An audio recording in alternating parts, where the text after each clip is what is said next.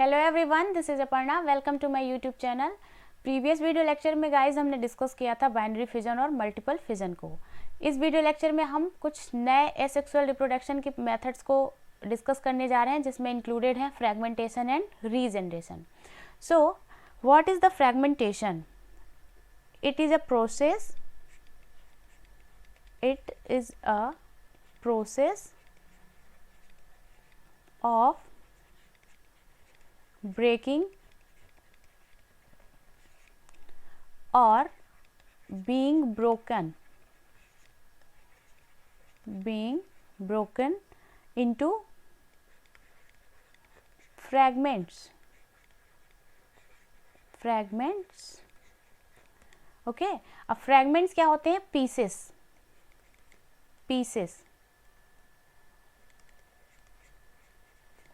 अब ये किन पीसेस की बात हो रही है?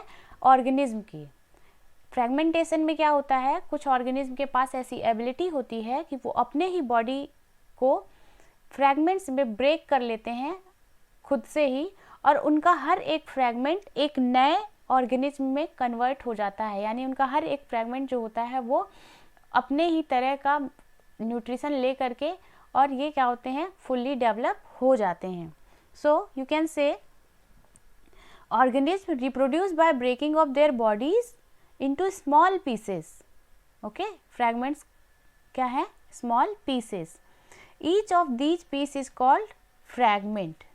Each of these piece is called fragment. Okay. जैसे यहाँ पर आपके एनसीईआरटी में मेंशन किया गया है एक एग्जांपल स्पायरोगायरा का। What is spirogyra? स्पायरोगायरा क्या है? एक मल्टी सेल्यूलर ऑर्गेनिज्म है। Multi cellular you can say algae है, ये एल्गी। ओके, स्पायरोगायरा क्या है? एक मल्टी सेल्यूलर एल्गी है। आप देख सकते हैं यहाँ पे स्पायरोगायरा का डायग्राम दिख रहा है आपको। स्पायरोगायरा एक मल्टी सेलुलर एल्गी है, यानी कि इसमें कई सारी सेल्स इन्वॉल्व हैं। जैसे सपोज करिए ये एक सेल है, इसका अपना ये न्यूक्लियस है, ये रिबन लाइक स्ट्रक्चर है, वाटर बॉडीज में पाया जाता है, जिसको आप काई भी बोलते हैं अपने लोकल लैंग्वेज में। दूसरी सेल इसकी ये है। इसी तरह ऊपर भी एक सेल है, ये रिबन लाइक स्ट्रक्चर होता है, काफ़ी बड़ा होता है। आप देख सकते हैं कि एल्गल ब्लूम होता है, तालाब पोंड जहाँ पर भी ये प्रेजेंट होते हैं, धीरे धीरे रीजनरेट करके अपने आप को और पूरे तालाब को कवर कर लेते हैं। आपको ऐसा लगेगा जैसे पूरे तालाब में ग्रीन कलर का कुछ लेयर बिछी हुई है। ठीक है, तो ये देखिए एल्गी क्या करता है, अपने ही बॉडी को जब मैच्योर हो जाता है फुल्ली, तो अपने ही बॉडी को फ्रैगमेंट्स में डिवाइड कर लेता है। जैसे इस एल्गी ने अपने बॉडी को यहाँ पर दिखाया गया है 3 फ्रैगमेंट में डिवाइड कर लिया। ओके, अब हर एक फ्रैगमेंट में एबिलिटी होती है, ये सेल डिवीज़न करके क्या करते हैं, हर एक फ्रैगमेंट जो है एक नया एल्गी ग्रो कर लेता है। ठीक है, तो इस फ्रैगमेंट से ये एल्गी बन गया, इस फ्रैगमेंट से ये एल्गी बन गया, और इस फ्रैगमेंट से ये एल्गी बन गया।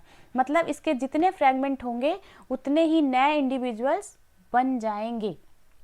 ओके, तो इस प्रोसेस को क्या कहते हैं? फ्रैगमेंटेशन। मतलब किसी भी ऑर्गेनिज्म का अपनी बॉडी को फ्रैगमेंट से ब्रेक करना पीसेस में, और उनका हर एक पीस जो है वो न्यूट्रिशन लेकर के एक नए ऑर्गेनिज्म में डेवलप हो जाए।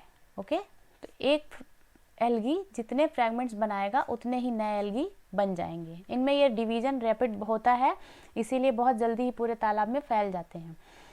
चलिए अब इसके बारे में एक्टिविटी दी हुई है आपके एनसीईआरटी में, उसको डिस्कस कर लेते हैं। तो एक्टिविटी क्या कहती है? Collect water from a lake or pond that appears dark green and contains filaments structures. आपके आसपास कोई रिवर या पॉन्ड हो, आपने अगर कलेक्ट करके एक्टिविटी नहीं भी की होगी तो आपने ऑब्जर्व ज़रूर किया होगा, एल्गी आपने देखी होगी। कह रहा put 1 or 2 filaments on a slide. वहाँ से आप कुछ सैंपल कलेक्ट करिए और उसको एक स्लाइड में रख दीजिए। Next point is put a drop of glycerine on these filaments and cover it with a cover slip. आपके पास ऐसी स्लाइड, जैसे ये एल्गी दिख रहा है, इस टाइप की कांच की स्लाइड होती है, इस पर क्या करिए, उसके सैंपल लीजिए और उस सैंपल में आपको 1-2 फिलामेंट्स मिल जाएंगे आसानी से, उस स्लाइड पर आप इसको रखिए और इस पर ग्लिसरीन डाल करके और इसको कवर स्लिप से ढक दीजिए। कवर स्लिप भी एक कांच की बहुत पतली सी स्ट्रक्चर होती है। नेक्स्ट कह रहा है observe the slide under a microscope. अब इसको माइक्रोस्कोप के अंदर रख करके आप ऑब्जर्व कीजिए। कह रहा है can you identify different tissues in the spirogyra filaments. Yes. अब इसका ऑब्जर्वेशन क्या होगा, इसका ऑब्जर्वेशन मैं यहाँ लिख दे रही हूँ कॉर्नर में, इसको इरेज करके यहाँ पे। ठीक है, हमने क्या देखा स्लाइड में,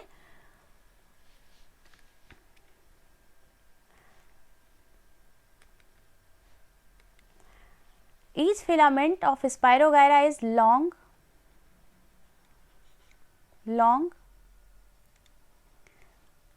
unbranched,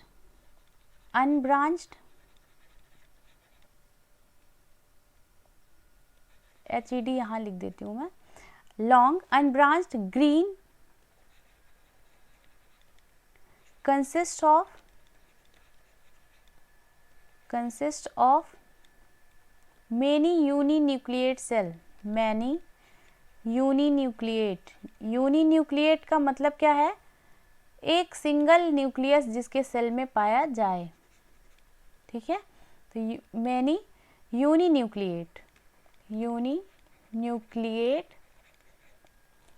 cell।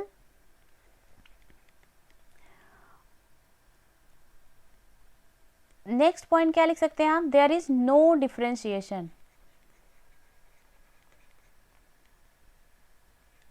There is no differentiation. As you can see in this diagram, these Spirogyra are long, unbranched, इसमें कोई ब्रांचिंग नहीं, आप देख सकते हैं एक सिंपल रिबन लाइक स्ट्रक्चर है, ग्रीन है, आपको इजीली कलर आइडेंटिफाई आप कर सकते हैं।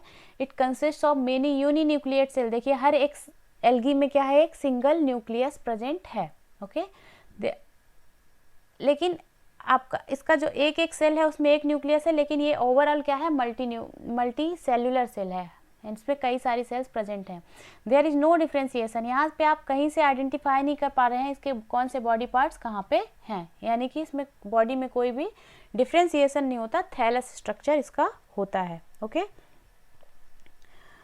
और ये कैसे हैं, रिबन शेप्ड है, रिबन शेप्ड। ओके, तो इस एक्टिविटी का कंक्लूजन हो गया आपका। आई होप आपको फ्रेगमेंटेशन क्लियर होगा। फ्रेगमेंटेशन क्या है, किसी भी मैच्योर ऑर्गेनिज्म का, मल्टीसेल्युलर ऑर्गेनिज्म का अपने बॉडी को फ्रेगमेंट्स में डिवाइड करना और उसका हर एक फ्रेगमेंट जो है अपने ही तरह के नए ऑर्गेनिज्म बना देना।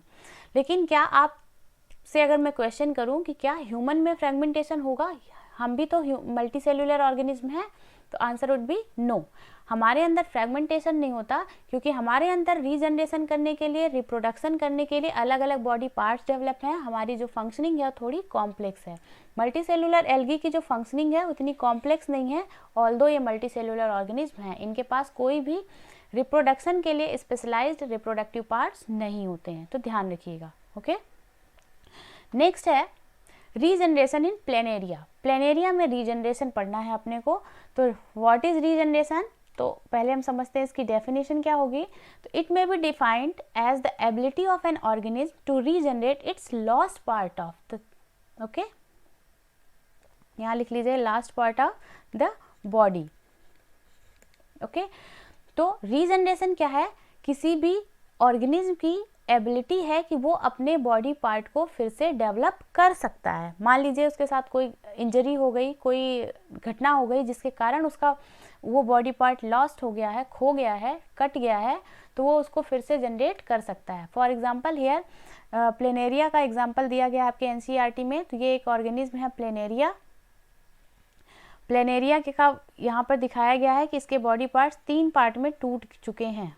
ओके, अब ये तीनों पार्ट देखिए, फर्स्ट पार्ट को अगर मैं इसकी बात करूँ, जो इसका ये अपर पार्ट है, यहाँ से इसका पूरा ये पार्ट है, लेकिन ये क्या है, ये लॉस्ट पार्ट है जो कम हाईलाइट, इसको वाइट कलर से रिप्रेजेंट किया गया है, ये इसके लॉस्ट पार्ट को रिप्रेजेंट करता है, ये लॉस्ट पार्ट है। ठीक है, अब देखिए यहाँ पर एक नया प्लेनेरिया बन गया जिसका हेड टू टेल पूरा जो अपर और लोअर पार्ट है फुल्ली डेवलप्ड है।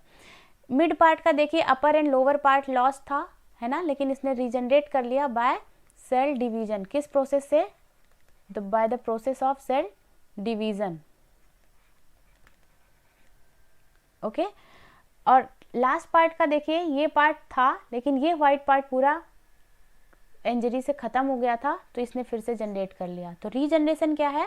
किसी भी ऑर्गेनिज्म की वो एबिलिटी जिसके द्वारा वो अपना खोया हुआ भाग पा सकता है। ठीक है, कुछ एग्जांपल्स ऐसे हैं, कुछ ऑर्गेनिज्म ऐसे होते हैं जिनमें रीजनरेशन की प्रोसेस पाई जाती है। For example here this picture is representing star fish. Suppose कीजिए ये स्टार फिश है। स्टार फिश का मान लीजिए कि ये पार्ट क्या है, लॉस्ट हो गया है किसी कारणवश, ठीक है, इंजरी हो गई है। तो ये क्या करता है, अपने ही बॉडी पार्ट को रीजनरेट कर लेता है, यानी फिर से डेवलप कर लेता है। लेकिन इसमें ध्यान रखिएगा, कोई नया ऑर्गेनिज्म प्रोड्यूस नहीं हो रहा है, सिर्फ ये क्या कर रहा है, अपने खोए हुए भाग को, जैसे मान लीजिए ये 2 पार्ट खो गए हैं तो इससे ये डेवलप हो जाएगा, और अगर ये पार्ट खोया है तो ये कुछ इस तरह से बन जाएगा। इसमें no new organism is formed, no new organism is formed.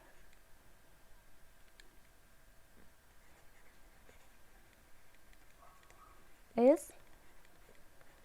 Formed. Okay, ये क्या है, एबिलिटी है अपने खोए हुए भाग को फिर से रीगेन करने की।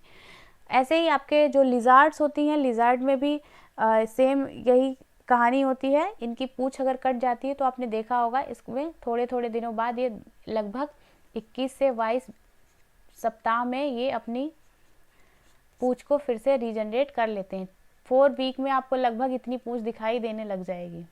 ये आपने अपने घरों में देखा होगा। ठीक है, स्टार फिश अगर नहीं भी अवेलेबल है तो आई होप आपको फ्रेगमेंटेशन और रीजनरेशन दोनों समझ में आ गया होगा। चलिए अब इसको मैं सम अप कर देती हूँ, इन दोनों के बीच में डिफरेंस क्या है, बच्चे बहुत कंफ्यूज रहते हैं। तो फ्रेगमेंटेशन क्या है? Fragmentation means when an organism breaks off from itself and the fragments then grow into separate individual organism.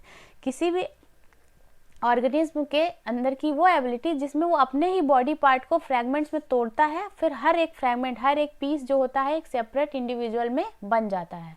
Regeneration means regeneration of broken part or entire organism from broken part. इसमें क्या होता है, अपना lost part भी खो सकता है, और जैसे इसका एग्जाम्पल है प्लेनेरिया। प्लेनेरिया में ही क्या होता है, प्लेनेरिया में ही एक ऐसा एग्जाम्पल है जिसमें इसमें लॉस्ट पार्ट नहीं बल्कि ये अपने खोए हुए भाग से अपना पूरा ऑर्गेनिज्म डेवलप कर लेता है, प्लेनेरिया। ओके, ध्यान रखिएगा। तो प्लेनेरिया में पूरा होल बॉडी इसका रीजनरेट हो जाता है, लेकिन जैसे मछली है, आपका स्टारफिश है, इसमें सिर्फ उसका वही भाग डेवलप होता है जो कि उसने खो दिया है। तो ये मेजर डिफरेंस है, माइन्यूट सा है, दोनों एक से लगते हैं लेकिन थोड़ा सा डिफरेंस है। इसमें हर बार होल बॉडी बनेगी, होल बॉडी है ना, हर फ्रेगमेंट से, और इसमें क्या होगा, लॉस्ट पार्ट डेवलप हो जाएगा। बट प्लेनेरिया इसका एक्सेप्शनली एक एक्सेप्शन है, या यूँ कह सकते हैं बात वही है, थोड़ा सा इसको घुमा दिया गया है। नेक्स्ट है it occurs in organism of simple body structure. ये सिंपल बॉडी स्ट्रक्चर में पाए जाते हैं, जैसे कि आपका स्पायरोगायरा है, फॉर एग्जांपल स्पायरोगायरा जो कि एक एल्गी है। और ये कहाँ पाए जाते हैं, कॉम्प्लेक्स बॉडी स्ट्रक्चर में, जैसे लिजर्ड है। लिजर्ड क्या है आपका, एक कॉम्प्लेक्स स्ट्रक्चर है, ये रेप्टाइल्स में आते हैं। ठीक है, तो ये आपको आई होप क्लियर हो गया। तो अगर आपको वीडियो पसंद आया हो तो please don't forget to hit the like button. Thank you for watching.